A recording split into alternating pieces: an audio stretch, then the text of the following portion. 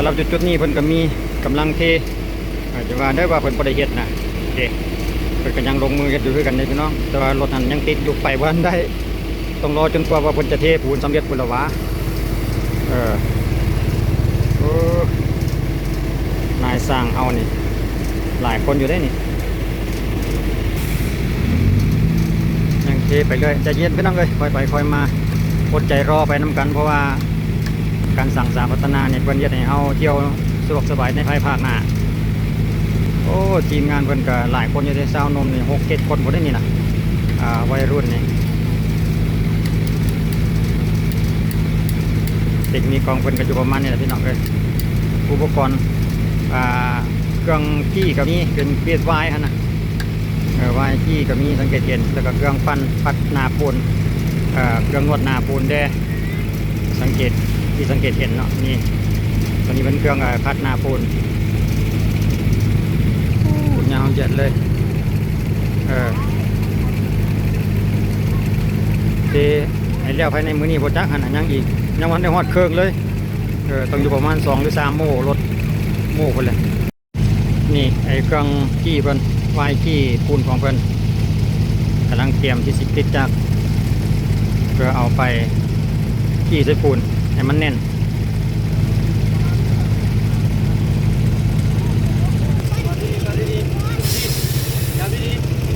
โอ้ติด2 เทื่อยังบ่ได้แสดงว่าจักรนี่เก่าขนาดเรียบร้อยผู้หนึ่งจี้ผู้หนึ่งยู่ซุกล้อไปสูตรเดียวสูตรเดียวที่เราเคยเห็นมาจี้ไปแล้วเป็นจุดคืนนี้กับฝนตกได้ไหมนะฝนตกเกือบทั้งคืนก็ว่าได้แหละจนสอดแจ้งปัดมาเมื่อคืนนี่นะวันนี้ก็ส่งท้ายเดือนมิถุนาแต่ว่าคลิปข้าพเจ้านี่อาจจะลงวันที่1ของเดือนกรกฎอยู่แล้วคิดว่าน่าจะเป็นวันที่1ของเดือนกรกฎเนาะเพราะว่าวันนี้กับวันที่30ส่งท้ายของเดือนพฤศจิกเดือนมิถุนาเนาะส่งท้ายเดือนมิถุนาติดตามได้อัปเดตล่าสุดเนาะความคืบหน้าของคนสลับเส้นทางบ้านเวือนคำเจริญไซมาจากทางงอนพุ่นแหละไปเรียบร้อยรถโม่ไปแล้วเขาเดินทางต่อบาท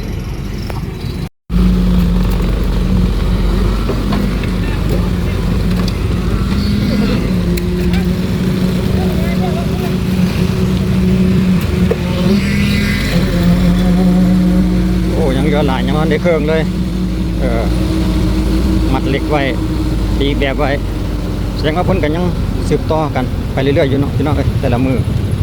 แต่ละเดือนมาทุกเดือนกันยังเห็นเป็นเห็นอยู่นะโอ้รู้สึกว่าจะมื่นเนี่ยนี่สังเกตเบื้องรถคือว่าอยากสายนี่ปัดคนอยู่หันนะฝนตกเศร้าใหม่อีกแล้วสลับมือนี้ก็ได้มาเส้นนี้ที่ใดแล้วฝนตกตลอดก่อนที่จะมาพอดีฝนมันหยุดก็เลยจังได้มาสำรวจอัปเดตความคืบหน้าของเพิ่นนะบ่มาก็จากฮู้เพิ่นสิคืบหน้าหรือบ่คืบหน้าก็ได้ขอให้ได้มา เพื่อจะได้ฮู้ว่าในปัจจุบันนี่เพิ่นดำเนินการต่อไปเรื่อยๆบ่หั่นนะตอนนี้เรากำลังแล่นไปหาโรงงานเบียร์ฮันเนเกนออกจากเพิ่นเทปูนมาเมื่อกี้นี่แหละ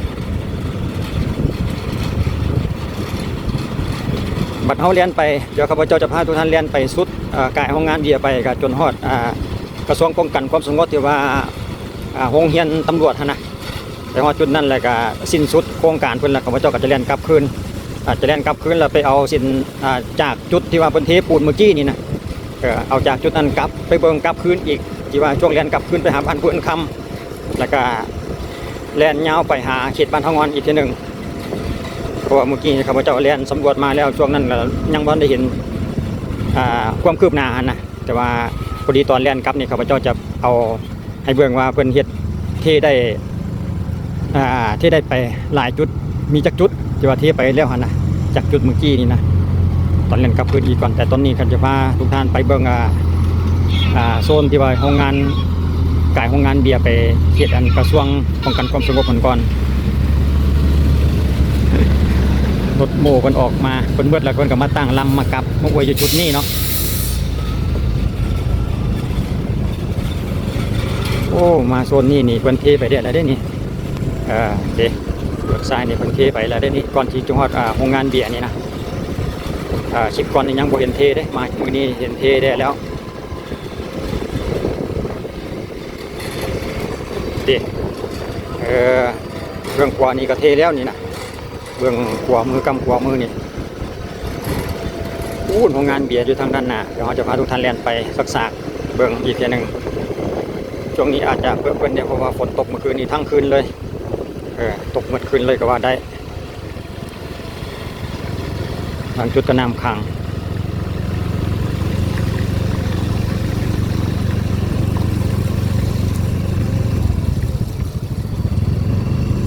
โอ้โซนนี้เด้พี่น้องหน้าของงานเบียร์เป็นยังไงความคืบหน้าของเพิ่นนะเอาซ้ายเขามาเตรียมที่จะปรับพื้นแล้วก็เตรียมวางเหล็กแล้วก็เตรียมเทว่าท่านต่อไปเพราะง่ายๆคือเตรียมที่จะเทอีกแล้วสำหรับโซนนี้เนาะโซนทางโรงงานเบียร์ฮันเนเกนแสดงว่าเพิ่นก็เฮ็ดไปเรื่อยๆอยู่พี่น้องถึงว่าฝนจะตกแต่เพิ่นก็ยังเฮ็ดโรงงานเบียร์ก็ได้มีทั้งเบียร์น้ำของและก็เบียร์ฮันเนเกนพี่น้องจุดนี้จุดเก่าจุดเดิมที่ว่าข้าพเจ้าก็อัปเดตไปเรื่อยอยู่ดอกแต่ว่าก็มาเบิ่งความคืบหน้าไปเรื่อยๆนะพี่น้องเพราะเพิ่นเฮ็ดไปฮอดคันใดแล้วแด่ประมาณนี้นะให้ทุกท่าน FC ได้ฮู้ไปนำบางเทื่อว่ามี FC ภายในหรือว่าอยู่ต่างประเทศหรือว่าคนลาวเฮาที่ว่าไปเฮ็ดเวียกอยู่ไทยบ่อยู่เกาหลีบ่แบบนี้นะหรือว่าไป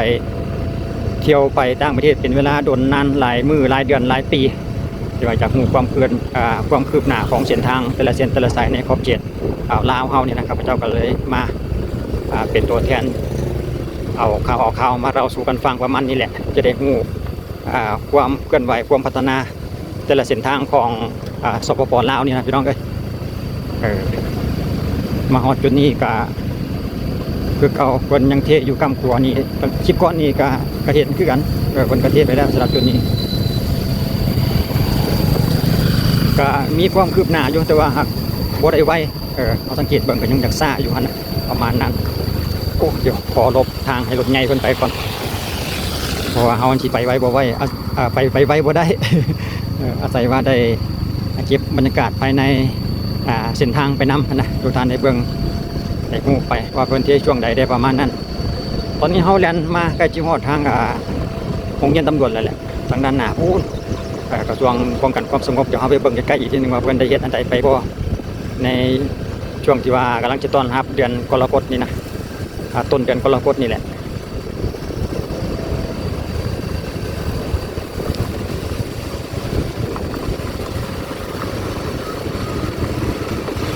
ตามที่ข้าพเจ้าเคยติดตามมาในเบื้องต้นก็รู้สึกว่าจะเห็นเพิ่นเฮ็ดอยู่แต่จุดนี้เลยพี่น้องก็เห็นว่าเพิ่นติดต่อไปจากจุดนี้อีกนะที่ว่าทางเลียนไปหาบ้านแสนจินที่ว่าเลียนไปหาบักที่ว่าข้ามไปบ้านหาสวนก็ยังบ่ทันได้เห็นเพิ่นดำเนินการเลยก็เลยแน่ๆก็เลยคิดว่าเพิ่นน่าจะเฮ็ดมาฮอดแต่เฉพาะจุดนี้บ่คิดว่าฮอดโรงเรียนตำรวจนี่นะฮอดกระทรวงป้องกันความสงบทางด้านหน้านี่เพราะว่าต่อจากนั้นไปแล้วกับท่านได้เห็นคนเฮ็ดอันใดเด้ก็เลยคิดแบบนั้นเพราะว่าอีกอย่างหนึ่งก็ข้าพเจ้ากับพยายามสังเกตป้ายโครงการก็ยังบ่ได้เห็นขึ้นป้ายโครงการปัจจุบันนี้ก็เลยบ่ได้รู้ข้อมูลว่ากันเว้ากันว่าอันใดที่ข้าพเจ้าเว้าไปบ่ถูกบ่ผิดหรือว่าบ่ครบถ้วนนี่ก็สามารถแนะนำแล้วก็คอมเมนต์มาติติงได้คือกันพี่น้องก็จะได้ให้ความรู้เพิ่มเติมกับข้าพเจ้าเองก็บ่ทันได้มีข้อมูลเกี่ยวกับถนนทางนี้พอปานใดกำแพงเบื้องซ้ายมือนี่ก็เฮาก็เป็นของกระทรวงป้องกันความสงบแล้วเนาะโรงเรียนตำรวจแหละบอกง่ายๆโรงเรียนตำรวจเฮาสังเกตเห็นเพิ่นมีผ้าเขียวๆเนี่ยหมายถึงอันใดเพิ่นเตรียมเก็บของน้ำบ่หรือจังใดเอาเดี๋ยวตอนนั้นเฮาสิเรียนกับมือเบิ่งใกล้ๆเบิ่งงานอีกทีนึงก่อนไปไว้บ่ได้ดินอยู่จุดนี้รู้สึกว่าจะมึนๆนี่แหละเด็กทางด้านหน้าประตูของวิทยาคารป้องกันความสงบแห่งชาติพี่น้องจุดนี้แหละที่ข้าพเจ้าว่า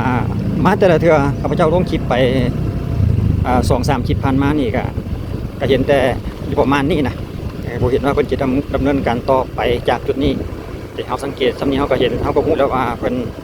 บ่ได้มาฮอดจุดนี้เป็นทางโค้ง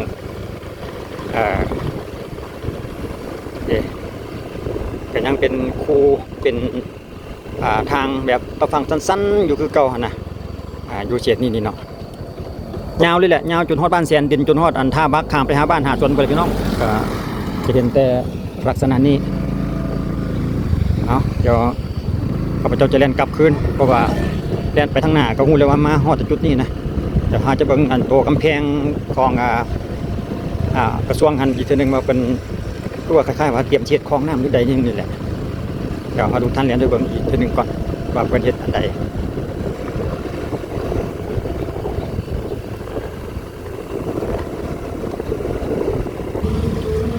เดินไปใกล้ๆโอ้แม่นดีเพิ่นเจียมเฮ็ดเพิ่นเจียมที่เฮ็ดกันเจือนแล้วก็เป็นคลองระบายน้ำเลยพี่น้องเพิ่นเฮ็ดสโลปเป็นคลองแบบเป็นคลองสโลปเลยหั่นน่ะโอ้ขักยาวไปสุดพุ่นเลยกำแพงพุ่นเลย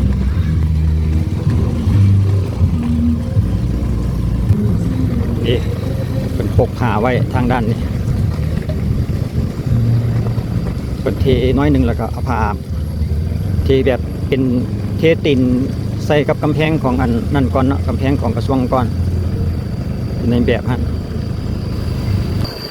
หลังจากนี้เราไปต่อกันอยู่ที่จุดเริ่มต้นนั่นเลยจุดที่ว่าเราลงเริ่มต้นจุดที่ว่าเป็นเทปูน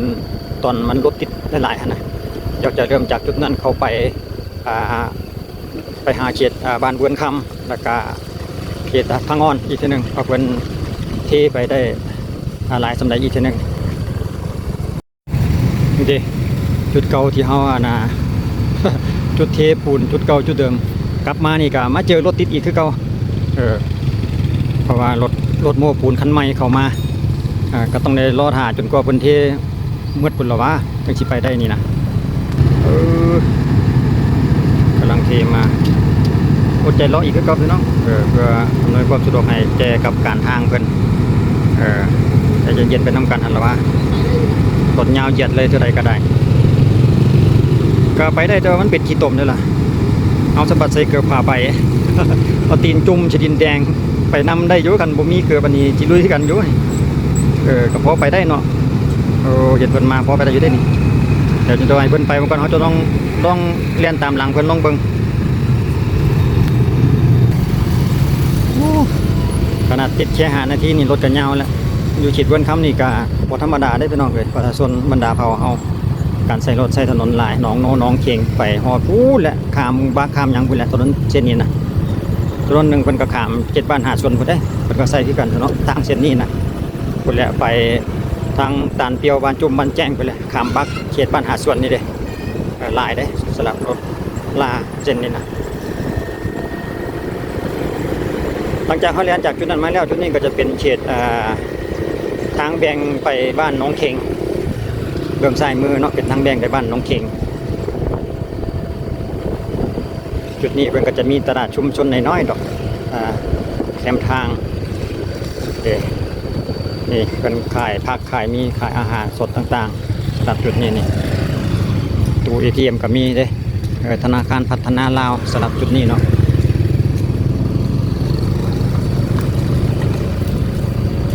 นี่ตลาดแบบอาหารสำเร็จก็มีอาหารสดก็มีว่าท่านต่อไปจุดนี้นะต้นขามใหญ่ๆนี่แหละเขตเบื้องซ้ายมือเขานี่ก็ไปบ้านน้องเข่งพี่น้องคุกน้องเข่งก็ไปทางนี้แล้วก็ทางเข้าไปหาบ้านน้องเข่งก็ยังเป็นทางแดงอยู่พี่น้องเวลาฝนตกนี่ก็เป็นห้องน้ำก็อยากลำบากเวลาหนาฝนนี่เป็นทางแดงก็ธรรมชาติทางแดงก็เป็นลักษณะนั้นแหละพี่น้องฝนตกมาก็เป็นห้องรถโอ้จุดนี้เท2 เลนแต่ว่าคือมีแท่งซีมังมาตั้งกั้นแบ่งเลนไว้พอท่านแล้วออกเถื่อแต่ว่าก็ให้รถจอดได้เลยได้ละ2 ฝาข้างนี่นะเลนได้จอดได้เลยได้ละเทเต็ม2 เลนสวยงามเลยแต่ว่าหากช่วงสั้นๆมาใกล้ๆจุดที่ว่าทางเขากองทัพประชาชนลาวค่ายทหารจุดนี้เนาะสำหรับมาฮอดจุดนี้แล้วก็ย่างเถื่อ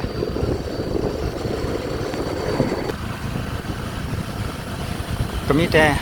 อัปเดตความคืบหน้าของเส้นทางเขตบ้านเวิร์นคำให้เบิ่งพี่น้องมาแต่ทางงอนพุ่นแหละแต่ว่าเพิ่นก็มาหาบ้านเวิร์นคำเจริญไซไปหากายหนองโนไปเขตบ้านหนองโนไปหากระทรวงป้องกันความสงบไปแล้วเงียบตำรวจตอนที่เรียนกลับคืนมุ่งหน้าสู่เขตบ้านทางงอนไปหาบ้านเวิร์นคำจุดนี้ก็เขตเจริญไซพี่น้องจุดนี้ก็เป็นตลาดริมทางคือกันน้อยๆเนาะจุดนี้เพิ่นก็ยังเทเป็นช่วงไปพี่น้องเอ้ยอยู่จุดนี้เนาะจุดเขตบ้านเจริญไซทางตัวนี้ก็บ่ให้เว้าแล้วฝนตกมานี่ก็น้ำขังรถเพราะว่าคลองน้ำเพิ่นนี่รู้สึกว่าจะอยู่สูงกว่าทางหลายคนก็ตำหนิติติงมาในพี่น้องทางเส้นนี้ตำหนิท่านน่ะเพิ่นวางท่อสูงโพดเพราะว่าทางนี่สูงกว่าดินประชาชนหลายหั่นน่ะเพิ่นก็เลยว่ายับทางลงพอจะยับทางลงมาก็เฮ็ดให้คลองน้ำมันอยู่สูงเพิ่นก็เลยมีการมาดัดแก้แต่งสโลประหว่างหน้าทาง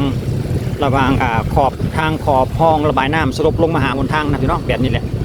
ลักษณะที่เราเห็นนี่แหละ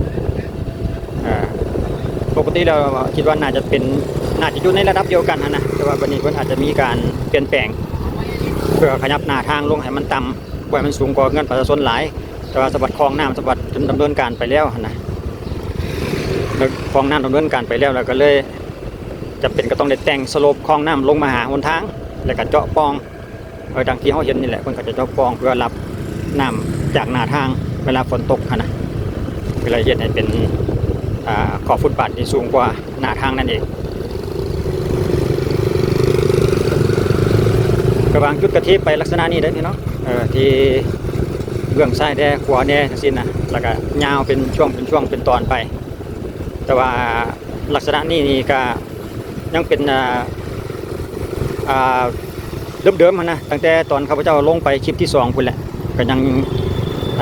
ไม่ทันได้เห็นความคืบหน้านะเพราะว่าตอนลงไปเนี่ยก็ยังอยู่ในสภาพนี้นะซ้ายขวาเทสลับกันแต่ว่าไม่ทันได้เห็นเต็มสำหรับจุดนี้เนาะตอนช่วงแรงช่วงค่ายแรงค่ำๆแบบนี้รถอาจจะหนาแน่นนิดนึงเพราะว่าผู้ใดก็ไปเรียกไปกันกับเมืองบ้านเมืองเงินประมาณนั้นนะก็เลยเหตุการณ์สัญจรนี่จากนั่นซะหน่อยช่วงแรงๆแบบนี้ช่วงที่ว่าคนกำลังแต่ละคนกับสนวนกับบ้านกับเงินหันละวะเนาะประวัติภัยจะเป็นลักษณะนี้ยาวตั้งแถบเลยได้พี่น้องเลยคลองระบายน้ำมันจะสูงกว่าหน้าทางนี่หลายเติบเลยได้เป็นกระแตงสลบคลองลงมาหาหน้าทางเพื่อรับน้ำฝนจุดนี้ก็ทางด้านหน้าของปั๊มน้ำมันก็รู้สึกว่าจะเป็นเขตบ้านเวิร์นคำเลยได้พี่น้องสำหรับจุดนี้เนาะก็เขตเวิร์นคำซะแล้ว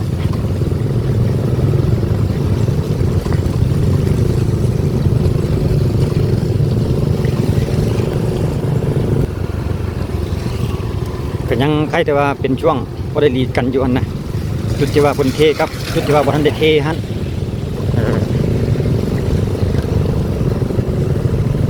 นี่คือช่วงนี้ก็คนเทใหม่รถใหญ่ขึ้นพันได้นี่ก็ต้องได้รอจังหวะรถทางหน้าส่วนมาได้บ่นี่ก็รถจักรเฮานี่สามารถขึ้นได้อยู่รอบทางนี่นะ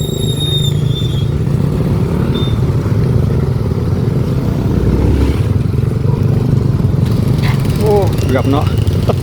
หมื่นเว้ยปัดท้ายเมื่อกี้นี่ขึ้นได้เฉพาะรถน้อยรถใหญ่เพิ่นก็ต้องได้รอส่วนกันไปคนละทางคนละเทื่อไปคนละเทื่อว่าซั่นต่อไปต้องรอคิวคันจุดแต่ที่ว่าเพิ่นยังบ่ทันได้เทสที่เราสังเกตเห็นนี่นะมันก็จะเป็นจังซี่แหละพี่น้องฝนตกมาแล้วก็มีน้ำขังเลยหั่นน่ะ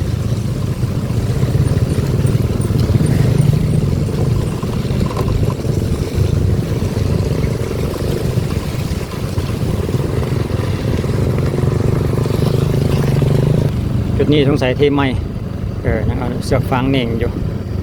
โอ้ขายปลาขาวน้อยแคมทางเขตบ้านเวิร์นคำนคร14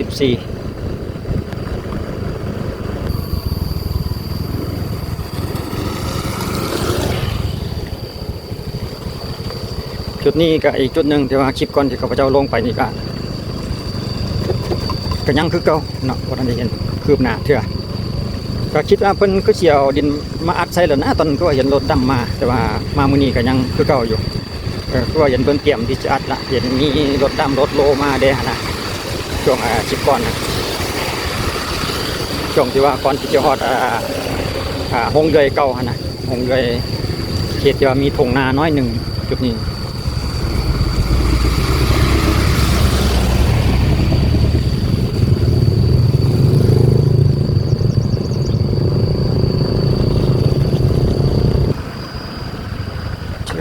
มาถึงจุดนี้ก็เขตหงเรือยเก่าที่ข้าพเจ้าว่านะ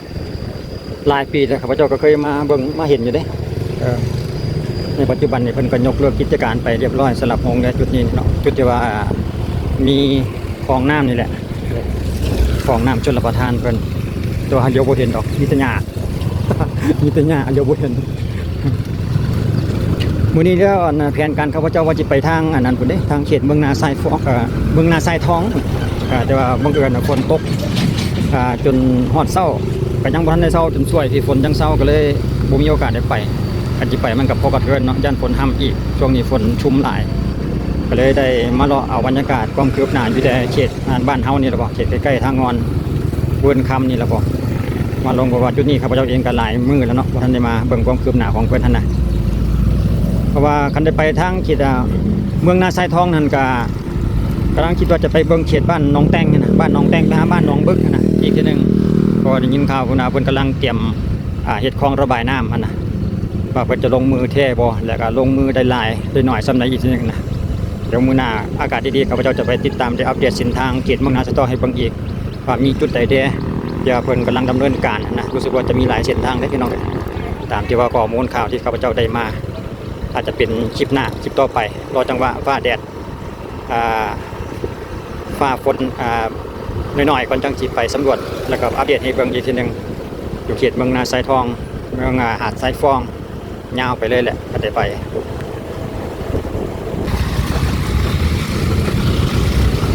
ลงค่อยเขตบ้านบวนคำมาจุดนี้ก็บวนคำหอมสองจากจุดนี้ไปก็ยังบ่ทันได้มีเฮ็ดอันใดดอกพี่น้องเพราะว่าข้าพเจ้าก็เรียนมาแล้วเนาะเรียนมาจากบ้านทางงอนพุ่นแหละก็สรุปแล้วความคืบหน้าก็มีแต่จากที่ว่าเพิ่นเทไปหั่นแหละเทจากจุดที่ว่าเพิ่นเทเมื่อกี้นี้ไปหาโรงงานเบียร์ฮานาเก้นหั่นน่ะความคืบหน้าก็มีแต่จากจุดนั้นไปจากจุดเทมากลับขึ้นมาทางพี่เนาะกลับมาทางอันเจริญไซมาทางเวิร์นคำพี่ก็ยังอยู่ในสภาพเก่าสภาพเดิมว่าซั่นต่อไปก็ยังบ่มีความคืบหน้าแต่จังไดที่เป็นช่วงเป็นงานสลับไปสลับมาดังที่เฮาเรียนมาพาทุกท่านเรียนมาเบิ่งแล้วก็เรียนมาเมื่อกี้นี้แหละก็ยังอยู่ในสภาพเก่าสภาพเดิมแต่ว่าจากจุดนี้ไปแล้วก็ฮอดบ้านทองวันเฮาก็เป็นลักษณะเดียวกันนี่แหละจะเป็นลักษณะเนี่ยมีสิมังมีทางยางแล้วก็มีทางดินแดงแบบนี้แหละเพราะยังบ่ทันได้เห็นมีเกี่ยวกับคลองระบายน้ำหรือว่าเทหน้าทางแต่อย่างใดกับมีเพียงสำนี้แหละพี่น้องเอ้ยอัปเดตเส้นทางความคืบหน้าของระหว่างทางงอนไปเวิร์นคำมาให้ทุกท่านได้เบิ่งสรุปแล้วก็คืบหน้าไปอยู่น้อยนึงก็ขอบใจ FC เพราะว่าจะเป็นภายในหรือต่างประเทศให้การติดตามและรับชมเอาไว้เจอกันในคลิปต่อไปที่เป็นเส้นทางใดนั้นอีกทีนึงสำหรับคลิปนี้ขอบใจสบายดี